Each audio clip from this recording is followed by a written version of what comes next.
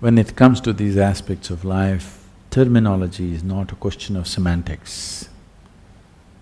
When you say, I'm a confused soul, a soul cannot be confused. You are a confused mind. Why is it so important to correct this? Because if you do not understand the distinction between one thing and the other, suppose you go to your doctor because you have a cardiac problem and you say, "Doctor, my liver is giving me trouble." He will attend to something else, you know, isn't it? So it's very important. It is not a question of semantics, it's just not just a question of splitting hair. It's just like this. You have a heart problem but you go to a liver doctor. This is not going to be a solution, there's going to be more problems because anyway, once you go to him, he has to conduct a surgery upon your liver, whether you have liver problem or not. That's part of the business, okay. So it's very important, your soul cannot be confused. And first of all, do not talk about a soul because it's not come into your experience. And if you talk about something which is not yet in your experience, to put it very bluntly, it amounts to lying. So this is the first thing you must do, you must stop lying. Do not talk about anything which is not yet a reality for you. It may be said in the Gita, it may be written in the Vedas, everybody may be talking about it, it doesn't matter. It's not true for you, you do not talk about it. You do not talk about soul, you do not talk about heaven, you do not talk about God because it is not yet a reality for you. If you do not talk about these things, a certain longing will appear within you which will lead you there. If you talk about it, you will satisfy yourself with gossip, the real thing will never happen to you. You will be fulfilled with gossip. Gossip is a very fulfilling thing, you know. Yes. Yes, lot of people avoid reality just by gossiping. Whole lot of people avoid reality just by watching a cinema. Cinema is somebody's gossip, isn't it? Somebody's story. I'm not against it, but I'm saying if you're using it to enhance your life, it's okay. If you're using it to avoid your life, it's a serious problem, isn't it? And a lot of people are using it to avoid life. You know, you don't have to do anything in your life. You go just sit in a dark room, buy a bucket of popcorn. Somebody will love, somebody will fight, somebody will live, somebody will do everything. You just have to eat popcorn and it happens. You can cry, you can laugh and you can come out and it's done. And they tell you when it's ended. These days they don't put that "the end" anymore. You're supposed to figure, it's over. There was a time when they would say "the end." So just in case you're not getting it, you may sit for the next show. So, do not deceive yourself. This is the least you can do for yourself is do not bullshit yourself. If you do not bullshit others also, your life around you will also improve phenomenally, but that I will leave it to you, okay? That's your decision. But at least with this one person, be 100% straight, no nonsense. You must do this because this person deserves and you owe it to this. That with this one at least, I don't know in what kind of social and other situations you are, whether you can stop bullshitting to others. If you do that, you can build a phenomenal life around you also. If you can do it around yourself, it's great, you'll build something wonderful. If that is not possible, at least with this one person, do not bullshit this person. At least with this person, 100% straight. So this is simply because there was a time when this culture was a vibrant spiritual atmosphere. From those times, it is a very depleted condition right now. That vibrant spiritual liveliness is gone, but the jargon is still floating around. Wherever you go, people are talking about soul, Atma, Paramatma, this, that. The jargon is still floating around in common language and common atmospheres, though the fire is gone.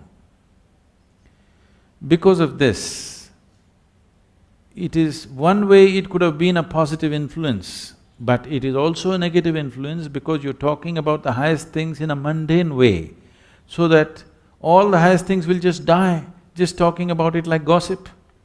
People will discuss Gita on the tea shop, people will nothing wrong with the tea shop, I'm saying not with the necessary focus or the sanctity that it needs. Sanctity not in terms of elevating it to some place, sanctity in terms of if you want to put your hand into the milk, you would see that your hands are clean, isn't it? Because otherwise it'll go bad. This is just like that. If you want to put your hands into something, before that, a little bit of care. Otherwise, you will become a confused soul, which is impossible. But you think it's real. Confused mind, possible. Mind can only be confused. If somebody has a clear mind, he must be a fanatic. Do you understand? The nature of the mind is confusion. That's its beauty, it's always confused because it can't figure anything. But it can gather everything and mull over it endlessly. This is the nature of your logical mind. Mind is always going to be confused unless you're a single-track idiot or you're a fanatic. Otherwise, mind will be confused. A confused mind is good. If you know how to organize your confusion, if you know how to handle your confusion, if you know how to increase the enormity of your confusion consciously, if you can handle your confusion consciously, mind is a very productive instrument. If you're looking for a mind which is not confused, you can go for a brain surgery. You can remove half of it, there'll be no confusion. Clear. The more intelligent you are, the more you will wonder, the more you will be confused about everything. The more profoundly you look at life, the more confused you will be. And it's good. Only somebody who doesn't look at anything, who's got a parallel vision, he is dead sure about everything. So you must either be an idiot or a fanatic to do that, and there's not much difference between the two. So now, your mind is confused. That is the nature of the mind. You have to learn to use the confusion to your benefit. If your mind is not confused, that means it's not constantly receiving. It is a blocked up mind, your mind has become a concrete block which is dead sure about everything. Otherwise, constantly if you're perceiving more and more information, it is always confused because it is always receiving much more than it can ever process. So much information, everything that you see, if you see little more carefully, right in this room you can see so many things that you never thought possible in your life, do you understand? If you observe just one thing, it will happen like this. It is just that people are saying like this and they don't see anything. If they pay enough attention to any one thing, you will see a simple ant can keep your focus on for the rest of your life, it has so much in it. So everything around you, if you pay enough attention, there is so much information, no way can any mind ever process it. Only an unattentive mind thinks it knows everything. An attentive mind is always wondering and confused about every little thing in the universe. And that's the way it should be. You should not suffer your confusion. You must understand if you're constantly confused, that means you have a functioning intelligence. Yes. So, once you have separated your soul and your mind, a non-existent soul in your experience, the mind is receiving too many things from every direction, all the time, endlessly, in wakefulness and sleep. The five senses are always perceiving endlessly. Most people are not alert to it, so their life becomes stagnant and boring. Confusion means there is still a possibility. Conclusion means it's death. So, don't try to conclude and take away the confusion. Confusion is fine. Right now, do not imagine things which are not true. Confusion is because never in the history of humanity, anybody ever figured the nature of creation, nature of life in their mind. You can become life and know life. You can never figure life, just understand this. Never ever can you figure life out. But if you become an absolute piece of life, you will know life for what it is. So the only way to know life is to become one. Are you one? Are you a soul? Are you life? Are you life or no?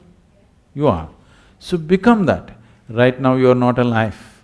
You are a bundle of thoughts, emotions, ideas, opinions and prejudices. That is more dominant than the life in you, isn't it? Yes or no? Your thought and emotion is occupying more space than the aliveness that you are. So you are not experiencing yourself as a piece of life, you are experiencing yourself as a bundle of thought and emotion and whatever else. This is a wrong perception. Because you're alive, you may think.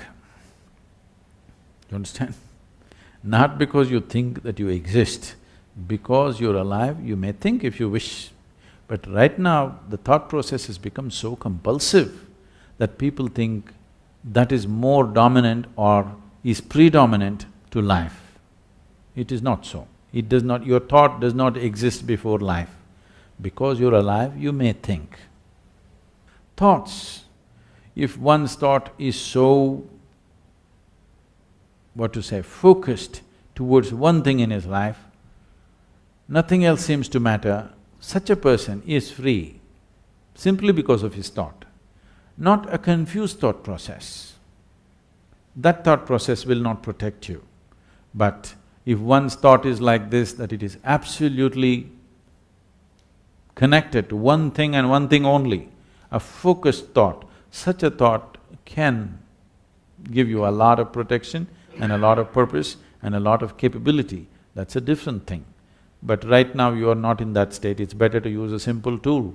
And you don't have to worry that somebody is going to affect you. You need to understand this. If you protect yourself, you will also protect yourself from well-being. Do you understand? So the protection should be such that only what is not necessary for you is filtered. You need a filter, not a wall. Yes? If you build a wall around you, it'll protect you from life itself. Lot of people are doing this.